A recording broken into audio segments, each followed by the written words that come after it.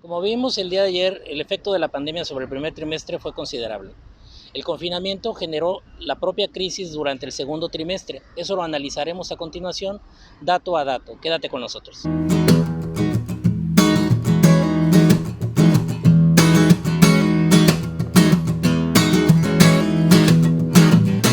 Lo que voy a presentar a continuación es un análisis de lo que ha sucedido en los últimos meses, desde enero a la fecha, que es precisamente la evolución que hemos visto a lo largo en lo que es el economía internacional de la pandemia, por la cual todos hemos sufrido.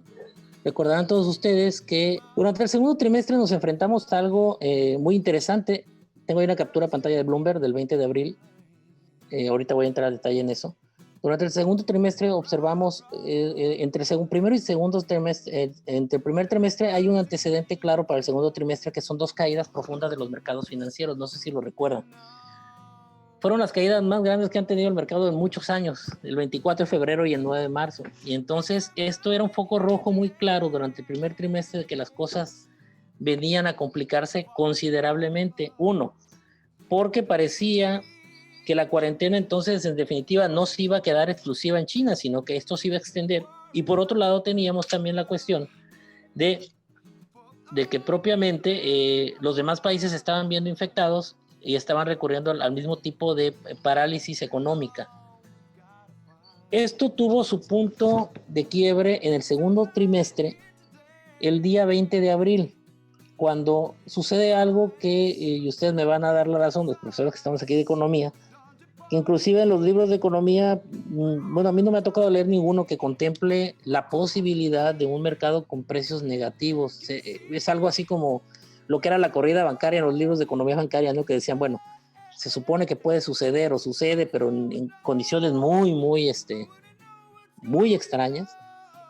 Pues lo mismo sucede con los precios negativos. Un precio negativo es algo que no concibe la mente porque, bueno, en un mercado debe ser el precio positivo. Bueno, pues el mercado del petróleo nos mostró que puede haber precios negativos y tiene que ver con esta saturación. Acuérdense que el mercado del petróleo, del crudo, funciona por contratos. Los contratos vencían el día 21, o sea, el día martes, y no se había colocado lo anterior. O sea, los stocks de crudo estaban llenos y venía la segunda remesa del año y no había dónde colocarla. Entonces, tener posesión o ser tenedor de esos documentos en ese momento no era negocio porque no había dónde colocarlo. Por lo tanto, casi literalmente, es un decir, regalaban, ¿no? Regalaban el petróleo para poder colocarlo porque no había dónde guardarlo. Tanto así que el West Texas, que es digamos, el crudo de referencia, llegó al valor de $37.63 negativo por barril. Esto arrastró a la mezcla mexicana a 2.60, a menos 2.60, un precio negativo. Tanto así que tuvieron que entrar en México las coberturas porque el precio que se había contemplado para el presupuesto de $49 barril, pero nunca se pensó que podría llegar la posibilidad siquiera de un precio de la mezcla de menos 2.60. Las coberturas hay que recordar nada más que es una aseguradora que entra a cubrir precisamente en casos de que el precio se salga de un nivel o un estándar establecido. El Bren europeo llegó a $20, durante ese mes llegó a 18.38 en promedio.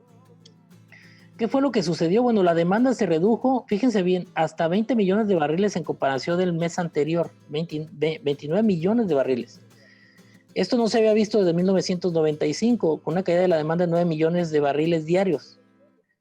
Esto borró lo que se había creado, o el crecimiento petrolero creado en los últimos 10 años. Así de intenso fue ese mes. Y digamos, marcó gran parte de lo que venía. ¿Cuáles fueron las consecuencias? Y esto va ligado un poco con el segundo tema que voy a tocar, que habla sobre las políticas de corte anticíclico, porque lo que tuvieron que hacer, digamos, los países fue inmediatamente se dieron cuenta que la cosa venía en serio y que no íbamos a salir en el corto plazo y que había que solucionar en el corto plazo el problema que esto traía.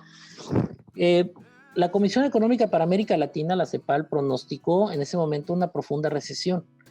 Informa que más de 90 millones de dólares de inversiones salieron de la economía emergente, sobre todo Latinoamérica, le preocupaba. Salieron 90 millones de dólares en el momento de esa caída de los precios, y también había una caída en los mercados internacionales en las materias primas, sobre todo, sí, como China se había contraído, China es uno de los principales, digamos, socios a nivel de consumo de materia prima, por ejemplo, de América Latina, pues nos impactó durísimo. Y en el caso de México también la contracción que estaba teniendo Estados Unidos, acuérdense que del 80% de nuestras exportaciones que van dirigidas a este país, más del 50% de ellas van directo a la industria. Entonces, pues era un golpe muy duro para una economía como la nuestra, por ejemplo. En el caso de Estados Unidos, Trump aprobó el 27 de marzo un paquete de ayuda económica que le conocemos nosotros como las políticas de corte anticíclico, porque ayudan a incrementar el gasto, por $2 billones. La Cámara de Representantes el día 15 de mayo extendió con un proyecto de ley una ayuda de $3 billones.